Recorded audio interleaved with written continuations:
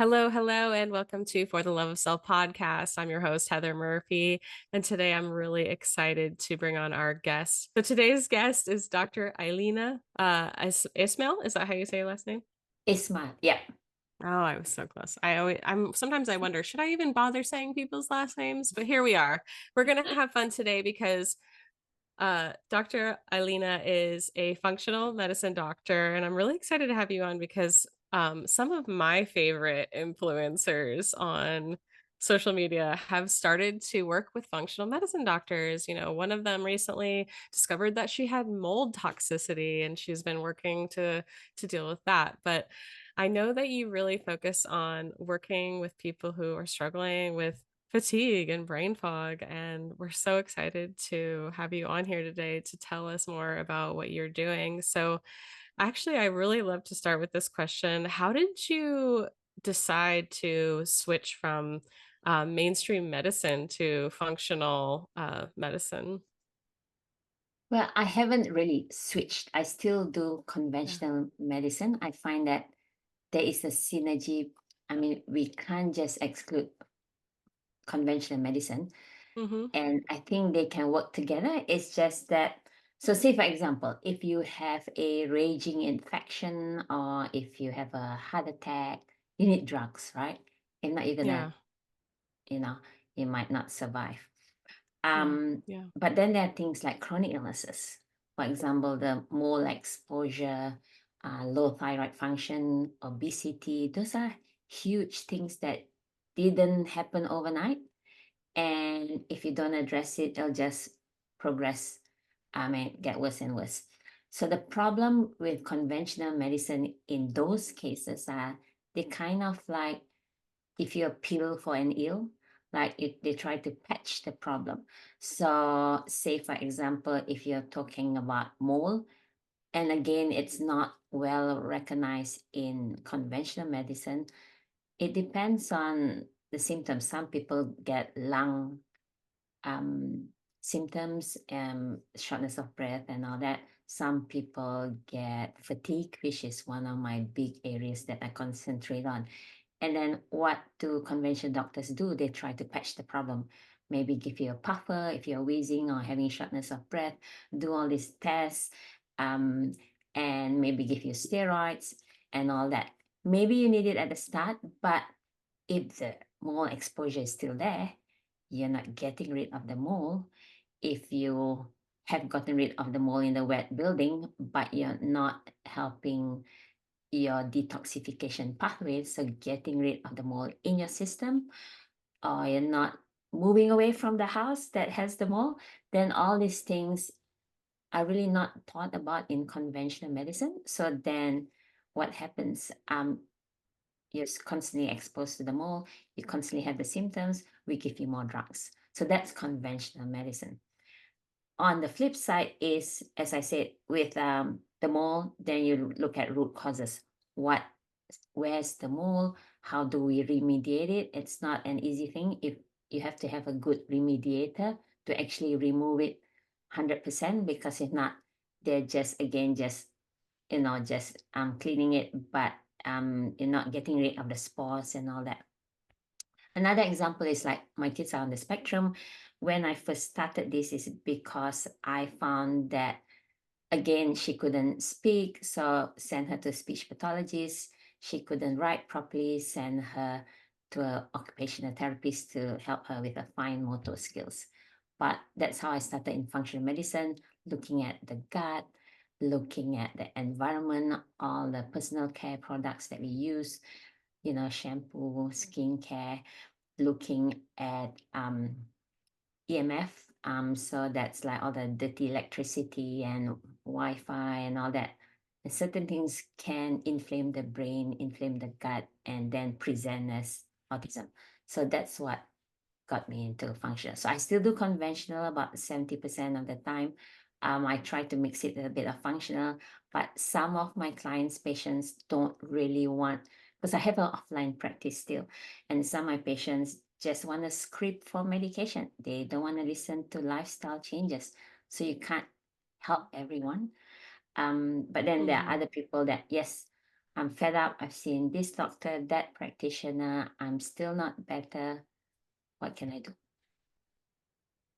That's such a beautiful, clear understanding because I was absolutely going to ask that difference of, um, yeah, when you're working with doctors. And I think a lot of people's experience from even just myself, where like even recently I mentioned to my doctor, I'm just like, why am I always so tired? Like I wake up in the middle of the night and the explanation I got was just like, "Well, you're almost 40, and that's all I get," and it's like, but I feel like, I shouldn't have to be tired all the time or whatever, and I think I'm hearing a lot of my community talk about this, and a lot of us are wondering, oh, is it perimenopause? And is it this? Is it the solar flares?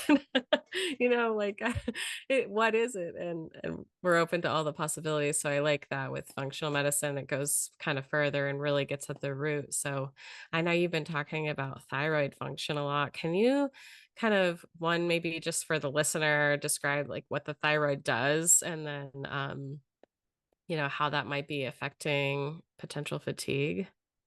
Okay, so how I explain the thyroid is it's like your sentinel gland.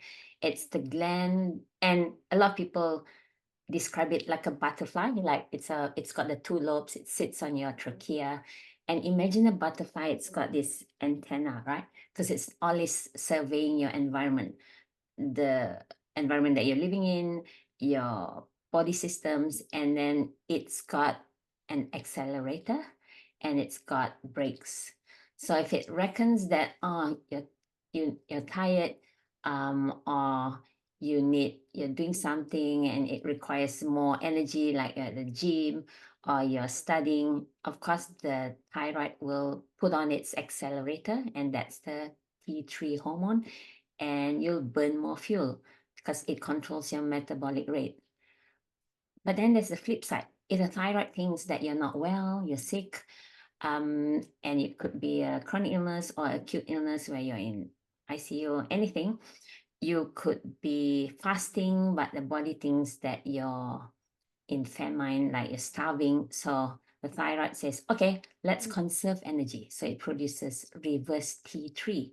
And then what happens is the brakes and everything slows down. You burn less. And in a way, you put on weight because, yes, the body's trying to conserve, and trying to help you heal and recovery. So a lot of people think of reverse T3 as bad, but it's not. It's got Mhm, its function. So the thyroid works both ways. And how I explain the thyroid is, most people, it's usually low thyroid function. And the most common cause is when antibodies attack your thyroid. In that case, it's again not the thyroid's problem, it's the immune system. Have you heard about autoimmune diseases? Because it's like on the rise. And we mhm, know there's about 100 plus autoimmune diseases currently. Some we can test the antibodies, some we can't. So, for mhm, example, multiple sclerosis, psoriasis, vitiligo, those kind of diseases, mhm, we know it's autoimmune, but at the moment, our technology can't seem to detect what antibodies and how to test them. But then there's things like thyroid, like Hashimoto's, Graves' disease, then there's rheumatoid arthritis or type 1 diabetes. Those antibodies we can test.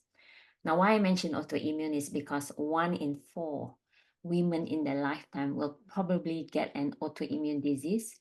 And the most common one is Hashimoto's, when your immune system attacks your thyroid and your thyroid function goes down. mm, And then that's when you get the fatigue, the body aches, the brain fog.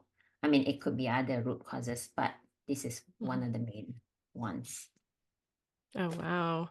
Yes, I have heard of Hashimoto's, and I feel like that one seems to be, I don't know if it's on the rise, but it seems that it's coming, like I've heard it in conversation more and more. I have a friend that was just recently diagnosed, and maybe, I was just thinking about for the audience too.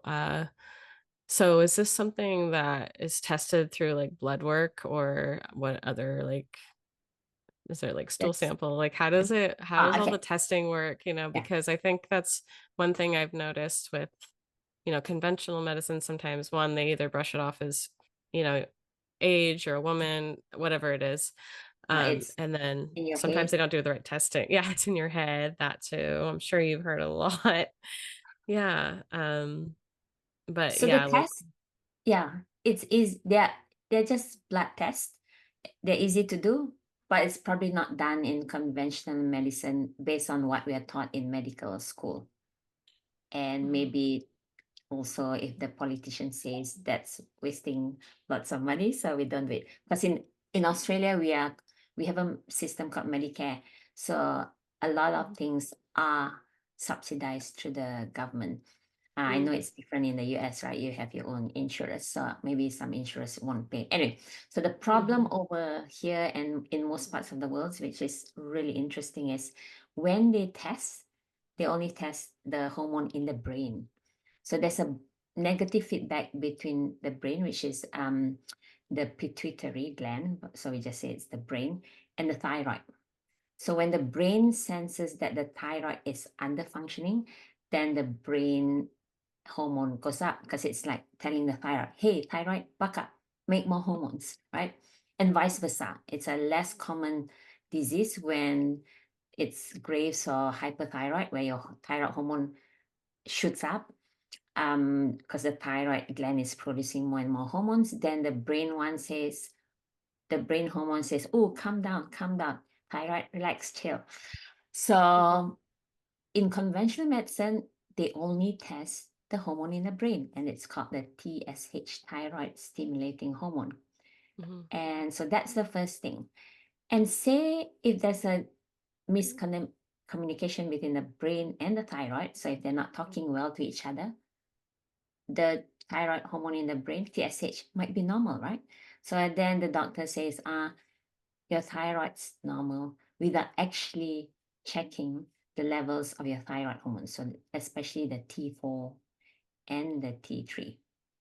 The other mhm, thing is there's reference ranges. So in conventional medicine, the reference ranges, what's normal in your blood is wider. In Australia, for example, the TSH is zero point 0.5 to 5. And so anywhere sitting along that line, you're normal. In functional medicine, we have more optimum levels, and currently it's about 1 to 2. So imagine you're sitting at 4. In conventional medicine, it's less than 5. The thyroid's normal. For us in mm, functional medicine, that's high. Your brain's trying to tell you something, and then you can do more tests, right? Yeah, so mm, that's where there's that hiccup in conventional medicine where they're not testing properly, and then doctors say, your thyroid's fine, patients go away, do their own research, and they're like, oh, I take all these symptoms for low thyroid function, but my doctor says it's normal. And then some people mm, accept it because this disease takes a long while, like there's 4 stages of Hashimoto's, or some people be an advocate for themselves and say, no, I gotta find someone that can test properly. So that's the dilemma of testing for thyroid at the moment. okay.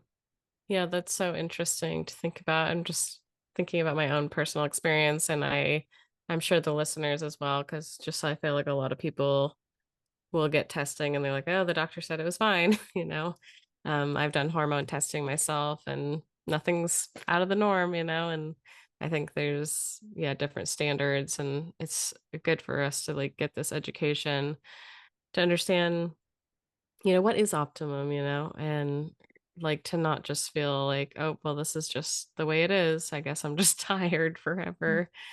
I would love if you could actually to touch on cortisol because that's been something on my mind as well. Um, just feeling kind of like, we live in a pretty stressful world now. So there's a lot of signals, I think, to our body that add stress. But I'd love to hear what your thoughts are on cortisol in the body and why this is happening, how we can actually, like, is there a way to test for this and all the things? Definitely. So It's from your adrenals, right? So in functional medicine, actually, there's a hierarchy of how to address all these endocrine glands. So the endocrine glands are all the glands that produce hormones, the thyroid, the adrenals, your ovaries, men's testes, pituitary, hypothalamus. So it's like there's so many glands in the body, and they all work like in a symphony. So they're all like instruments in this big Mm, orchestra. And sometimes there's a hierarchy on how you address the glands. You don't have to address everything. It's just, if it's just one gland, that's one instrument that's out of tune, of course, the symphony is just destroyed, right? So sometimes it's just addressing one, and then everyone then works well together and the symphony is back. mm, So in the hierarchy way though, even though when people come to me and they want to address the thyroid, I say, okay, let's do that, but we need to look further um, upstream, and that's the adrenals. So there's adrenals, then there's the thyroid, and then there's the sex hormones, so ovaries and mhm, testosterone. But sometimes clients come to me and say, nah, I just want to do my thyroid and I'll be fine. I said, okay, we can address that. And at the end of the day, when the numbers look good on paper and you're still feeling like crap, you still feel unwell, you still fatigued, then maybe we should go for the upstream. So the adrenals they produce a lot of hormones, but the main ones in flight and fight is actually flight. Yep, flight mm, is say you see a tiger. So in the olden days, when you see a tiger, first the adrenaline kicks in because that's the acute hormone that your body produces, and because you need to run away from the tiger, right? mhm, And then later, maybe 10-20 minutes later, then the cortisol is the next hormone that's produced. mm, So then you either get eaten by the tiger or you run away. So if you run away, then and you're safe now, the adrenals stop producing all these hormones and everyone's happy. In the modern world, though, we've got stresses right, left, and center every single day. It might not be the tiger chasing after you, but it could be the kids, it could be work, it could be going to the gym and exercising too much. So even the good stuff can cause stresses in your body. And so there's this constant production of cortisol. Some people say when they get home, they are like wired. They're tired, but they're wired. It's because like it doesn't settle down. So there's a diurnal pattern to cortisol. It's a 24-hour pattern. So it rises in the morning, and then because that's when you have to get up, and then it slowly reduces towards the evening because that's when you sleep, right? Now, the problem in, as I said, modern day is there's many stages of cortisol issues. Maybe at the start, it's constantly not crazy high like when you see a tiger, but constantly above normal. So you're always that tired and wired, can't sleep mhm. at night, and then you need coffee. No, that's the next one. So then Yeah. after a while, your adrenals start to fail, and that's when you see it's no longer able to produce the cortisol, and that's when you wake up or you try to get up, you need coffee at 7 a.m. and then all you want to do is go back to sleep, and you just don't have that energy. So there's different stages of cortisol levels, low or high. There's many tests that you can do, and all these tests test for different things. So when a patient comes to me and asks for cortisol testing, I said, okay, if you think about looking at the 24-hour pattern, to get that picture of the 24 hours, you got to do four samples of saliva. You can do blood, but it's really annoying. So there's a 4-point salivary test where you can actually then map out what your pattern looks like. Some people flat lines, some people it's really high. So that's one thing. If you're thinking more about production over 24 hours, then you do a 24-hour urine test because then it actually measures how much in total production of cortisol. And that's more in severe cases, like if you've heard of conventional medicine. There's Addison's disease, we're not producing anymore. Then there's Cushing's disease, where you're producing too much. So that's like the extreme. But there's all this in between that conventional medicine says like they don't really care. And you're just suffering until you get to one end of the spectrum. Mm-hmm. And so that's the total. And the last test is the there's a peak, remember, at the start in the morning, because that's when you get up. So you can do a blood spot test for that time, and you got to get the timing right. Most people say it's between 8 till 9 a.m. and that's a blood test, and you see if it's actually peaking. So different tests to test for different things. Mhm. Wow. Yeah, it seems like it's so in depth and takes time to like really explore, but it's beautiful that there's people like you providing that service to kind of actually get some solutions. I was just exploring your Instagram page too and just kind of listening to um what people are saying and stuff. And yeah, it's just a beautiful thing when people get to start getting their energy back Yeah. because then you get to show up as a different parent. You get to show up as a different partner, a different being in the world. And I think that's beautiful too. And people don't realize, like, if you've been living with this for years, right? And they're like, oh, that's normal now. And suddenly you work with them and they get better, and they're like, oh my God, is this what feeling better is, right? And they don't realize. So yeah, so it's sad how people just, as you said, just keep going and think it's normal when it's not. The things you can do. Don't Mhm. be like, don't give up when a practitioner says not everything's normal. Be an advocate for your own health and keep doing your research. Don't just Google like randomly. I mean, there's so much things on TikTok. It's not Yeah. funny about thyroid. Dr. Google. So you just have to make sure your resource, like the sources of where you research, are good sources. So, Yeah. there's one of my mentors are the Institute of Functional Medicine. You can go there. There's a list of practitioners in America that if you want to see them face to face, I and other functional doctors do online coaching and testing. So there's a lot of options. You just have to be an advocate for your health. Yeah, I guess that was my next question is I know you're in Australia, so it sounds like you kind of have more of a coaching approach since um for those Americans or people outside of Australia, we can still work with you, it sounds like, and get some testing done if we are wanting to address some of this. Yep, Yeah, definitely.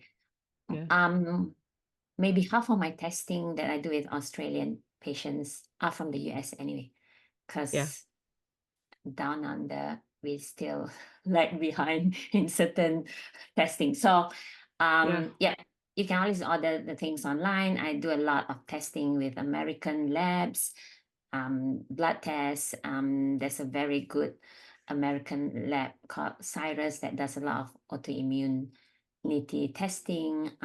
There's a different lab that does lots of poo testing, and we haven't even talked about the gut, which is my second favorite subject. And then everything's now delivered online, like the results. I have a look at it. I look at it from a functional point of view.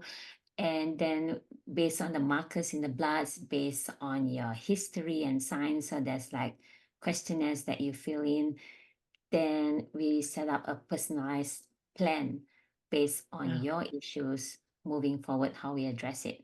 And the beauty I find that because I'm pre-launching my online program is I'm kind of capped at where I am now at my offline practice.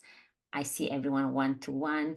I feel like a broken record. Yes, they need to hear it, but I feel that they go away. It's a 1 hour consult. It's too much, and then certain things they forget. And then I don't see them again for 3 to 4 months because that's how the system works here, and it's hard to get in because then I got to see other patients. So with an online program, there's this continuity, the weekly check-ins, There's a private Facebook group where you can ask questions. There's lots of resources.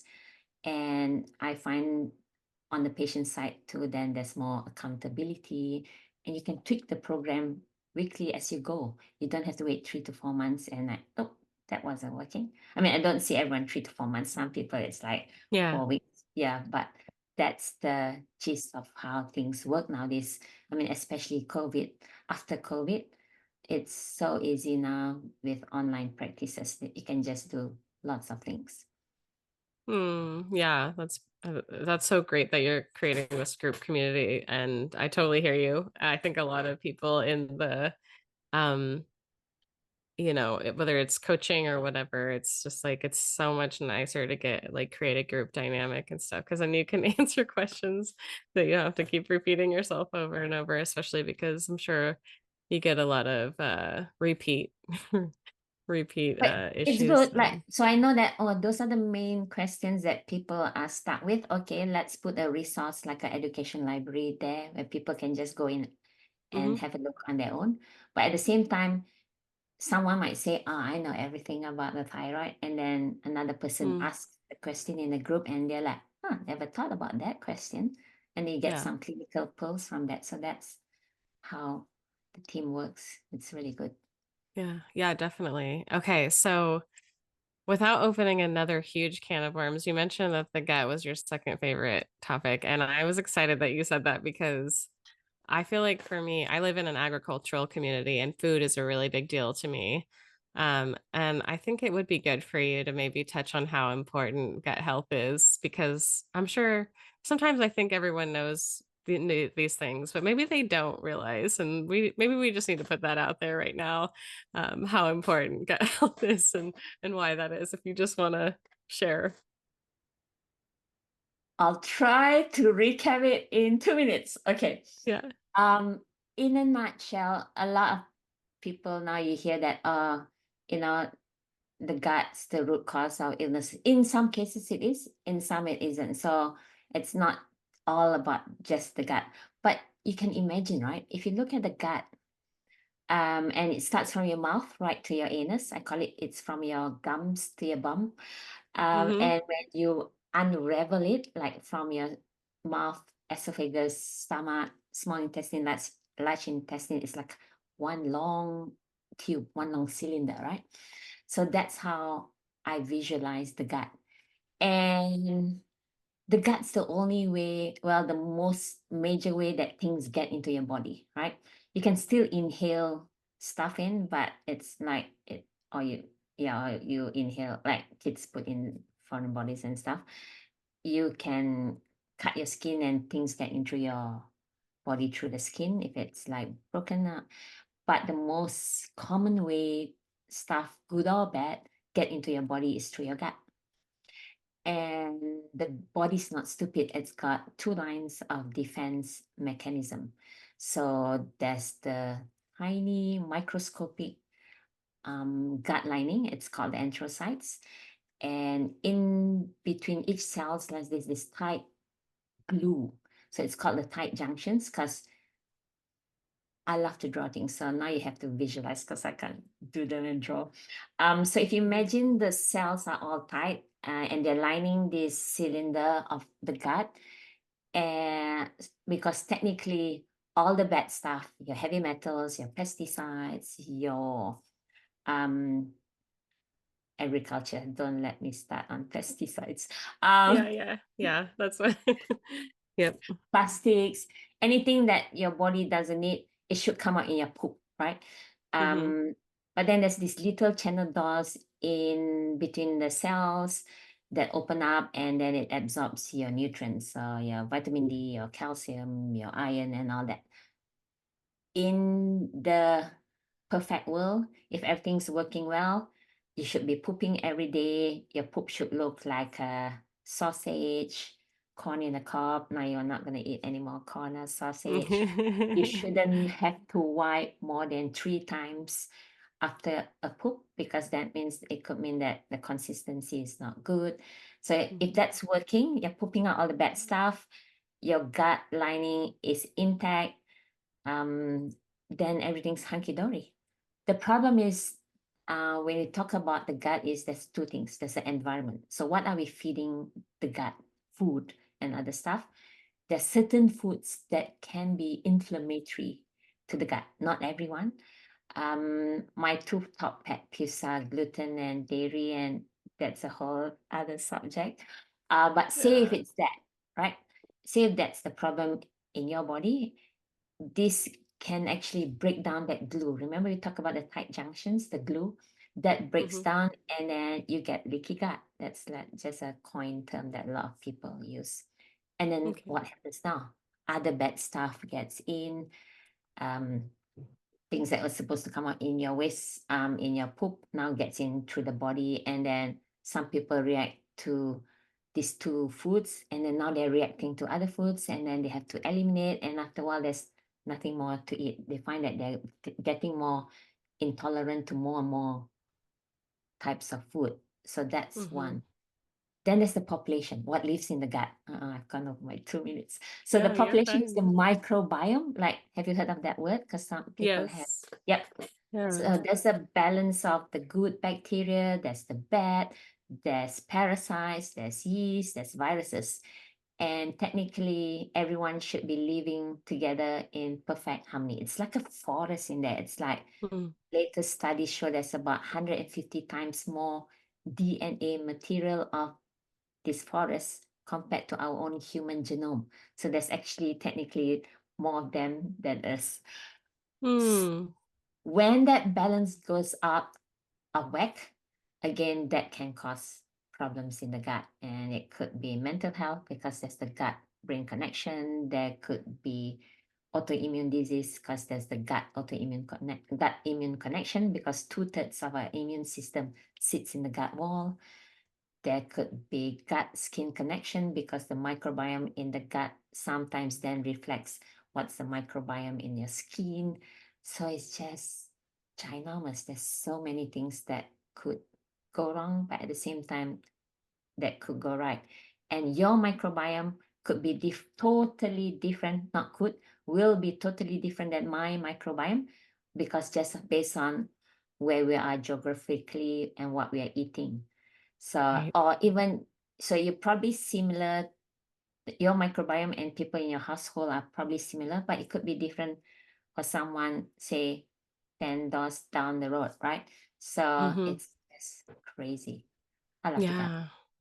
Oh my gosh. I am so fascinated by all of this. And I feel like, yeah, it's like every topic. We even said something about heavy metals, and I was like, oh man, I feel like we could just have another podcast episode on like each body part of the like organ and stuff that you mentioned. But Because remember, we treat the body holistically. We look at every single part, yeah. but we don't, sorry, I meant to say we assess the whole body, but we don't have to treat everything.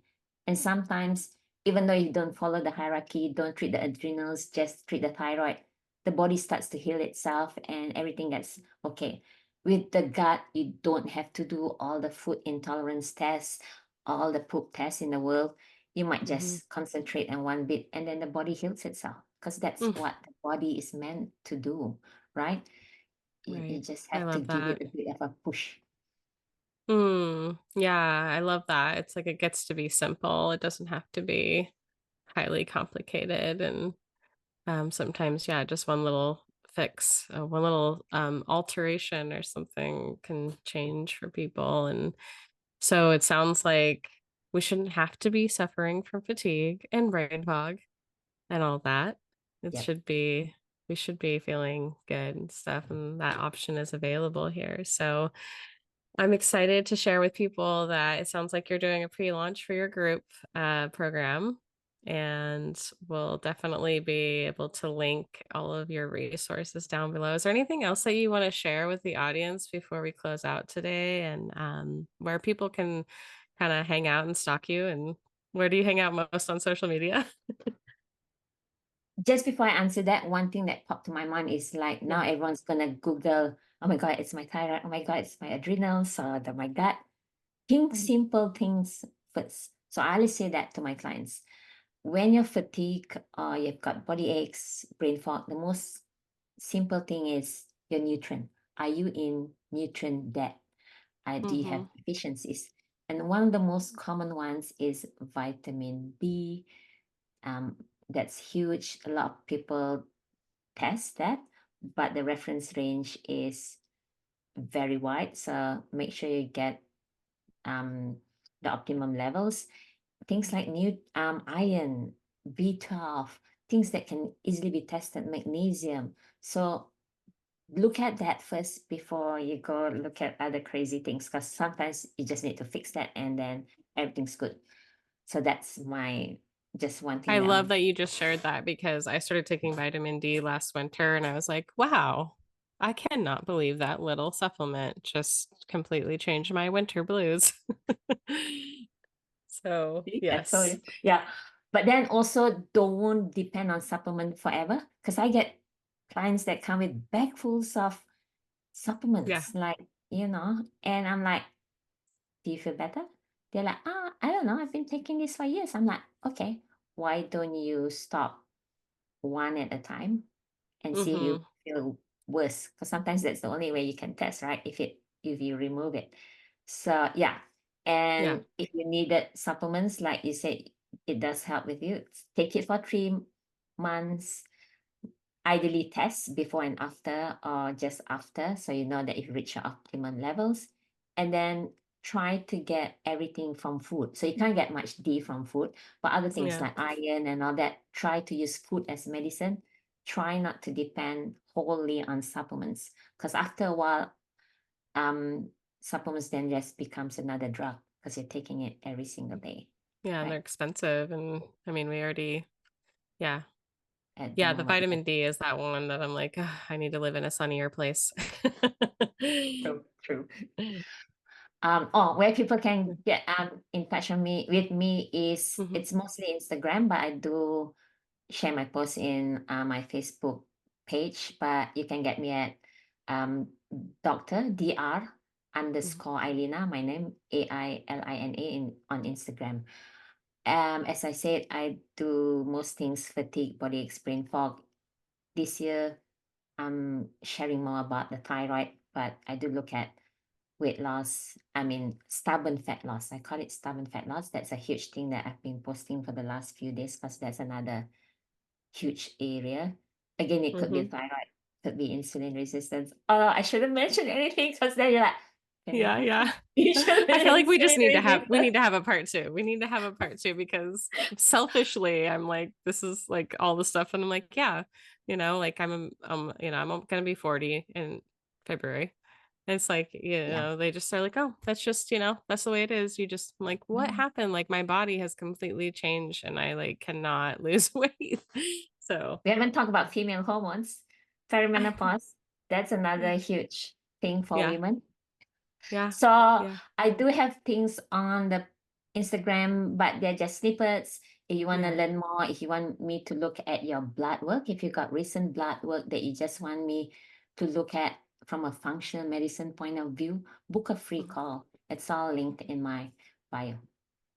That sounds great. Thank you so much for this beautiful like introduction just to functional medicine because I think a lot of people like I said, sometimes I think people know these things, but a lot of people don't know that just their conventional doctor might not be giving the proper information or expansion upon the information. And so I really want to invite people to go check you out, get into working with you, hopefully, if they're struggling with this fatigue and brain fog and body aches. So again, thank you for being a guest, and we look forward to having you on for part two, where we talk about whatever can of worms we want to open. Thank you so much, Heather, for having me. Thank you. All right, everyone. Have a good day. Hey, thank you so much for tuning in today. I hope you enjoyed the episode as much as I enjoyed sharing it with you. If you found this episode helpful in any way, I want to invite you to send it to someone who would benefit from it. Also, consider leaving a rate and review for the podcast, as it really does help the podcast get to the top of the recommendations list, so that even more people can get on the self-love train. Come follow me over on Instagram and TikTok at fortheloveof.self. That's at fortheloveof.self. Shoot me a message and let me know what your favorite takeaways were. I love meeting new people and watching them grow. And thank you again so much for tuning in today, as it really is an honor to be here with you. We'll catch you in the next one. Oh, and of course, don't forget to subscribe.